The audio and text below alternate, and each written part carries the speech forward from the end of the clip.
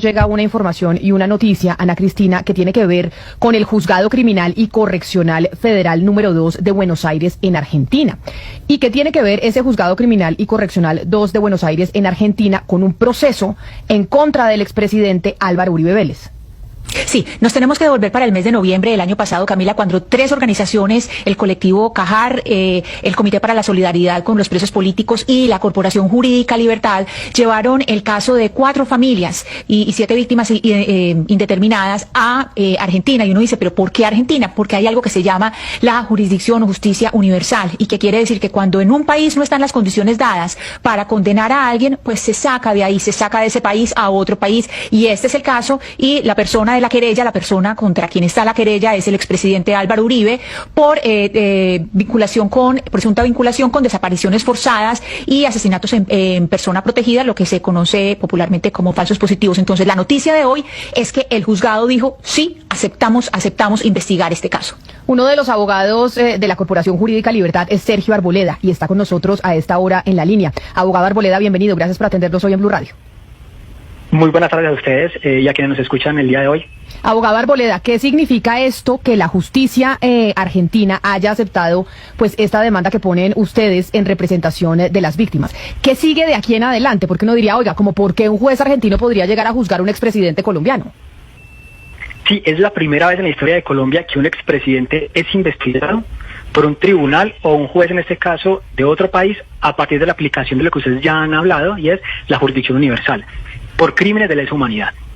La justicia argentina, entonces, el juez federal número 2, hoy tiene la posibilidad de conocer diferentes pruebas que hemos allegado con el escrito de la querella, con el propósito de esclarecer los hechos, pero además de establecer las responsabilidades.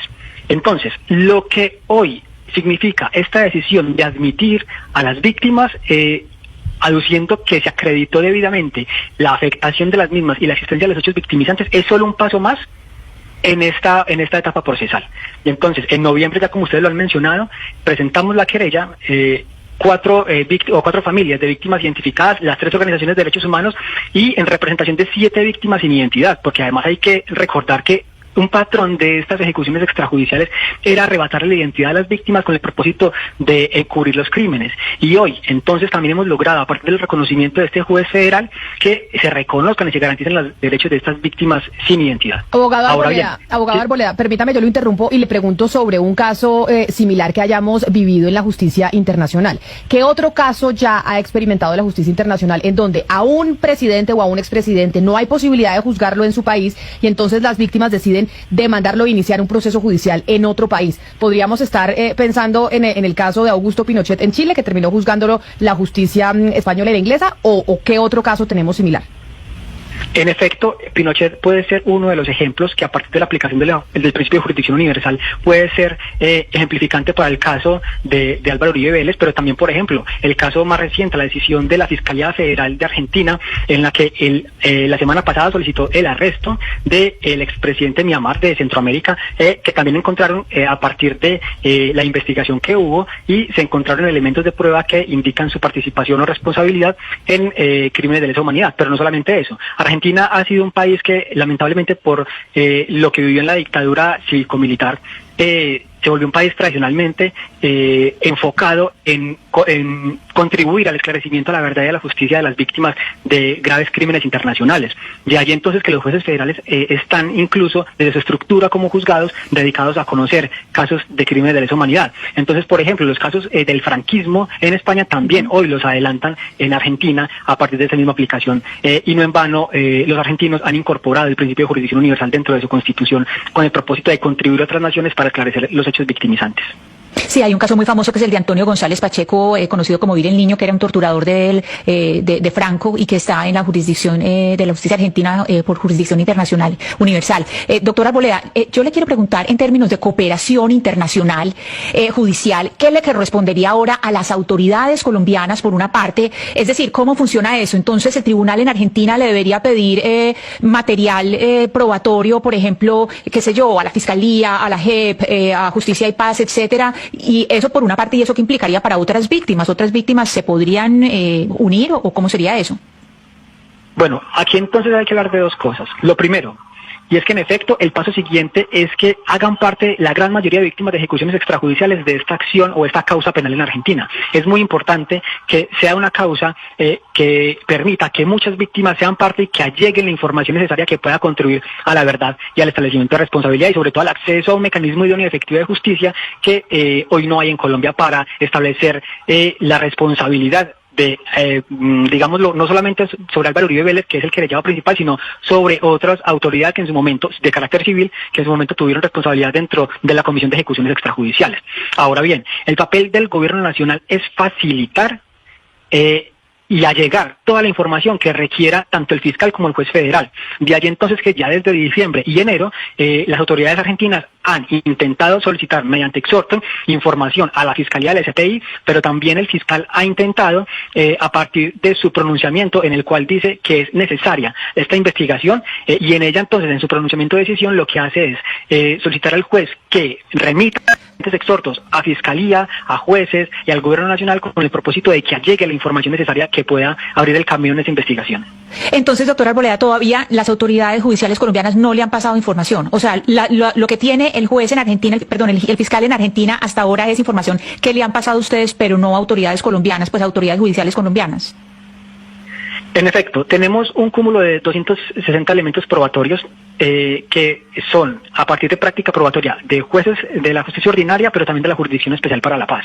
Y asimismo hemos intentado dentro de la querella ubicar algunos testigos claves que en su momento tuvieron incidencia, tuvieron encuentros con el gobierno nacional, donde se podría acreditar el conocimiento que el presidente de ese momento, Álvaro Uribe Vélez, tenía sobre la Comisión de Ejecuciones Extrajudiciales. Todo el cúmulo probatorio lo aportamos a partir de la información a la cual pudimos acceder desde el aparato judicial colombiano, pero el cual también va a ser ampliado a partir de los exhortos o comunicaciones o solicitudes que hagan tanto el fiscal como el juez en su momento. Tengo una última pregunta para usted, abogado Arboleda. Ya que ustedes llevan pues mucho tiempo en este caso, lograron la admisión de la demanda, ¿ustedes están proyectando que este es un proceso de cuánto tiempo? De aquí en adelante. Bueno, el caso del franquismo lleva en Argentina 13 años.